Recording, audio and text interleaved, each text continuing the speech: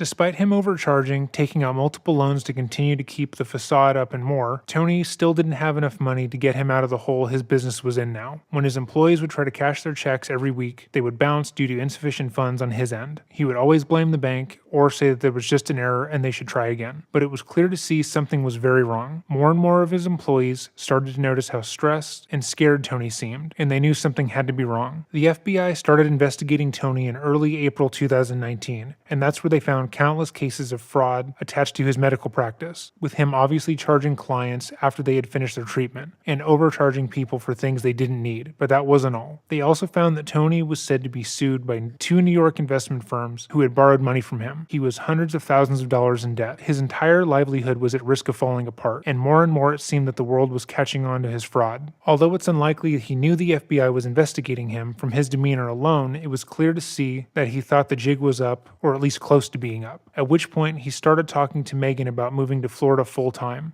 starting a practice there and leaving Connecticut in the dust. However, those conversations never went any further because in early December of 2019, the FBI showed up at Tony's family physical therapy practice looking for evidence and to speak to Tony. At first, when the FBI questioned Tony, he played dumb and tried to deny any responsibility. He maintained his innocence and spoke about how this was probably just a mistake, something that in a week or so they could laugh at over a beer. He hadn't meant to charge that customer so many times, it was probably a processing error. There was no way he'd defraud his customers. He was Tony Todd, the Tony Todd. He wouldn't do that. However, as the interrogation continued, and Tony was made aware of just how long the FBI had been investigating and just how much they knew, Tony admitted that he knowingly and willingly done everything they had accused him of. He had knowingly charged his patients for appointments they had never went to, he had charged them for services they never needed, and he had been charging their insurance providers with the hopes that they would never notice. The FBI asked him point blank how this all began, and Tony stated that he had done it because it had been easier to overcharge to make up for his debts than to properly earn the money. And when asked if he had been living above his means, Tony agreed. During this interrogation, Tony maintained that he acted alone in this, that his employees didn't know anything about what he had done, and, most importantly, his wife had no idea that this was going on, which made sense seeing as she had been living in Florida for 2 years at this point and hadn't been with the company since her daughter was born. Her somehow being in charge of processing appointments, handling the money, or even aware of any of this was incredibly unlikely, if not impossible. Tony admitted to the FBI what he had done and told them that he was going to be taking the rest of December off for the holiday season. He was also very straightforward with them and told them that he was spending the season in Florida. Because of the fact that Tony's family was in Florida, he had ties to the community and didn't appear to be a flight risk. The FBI stated that they would follow up with him after the holiday when he was back in town and made plans with him as to when that would be, at which point they left.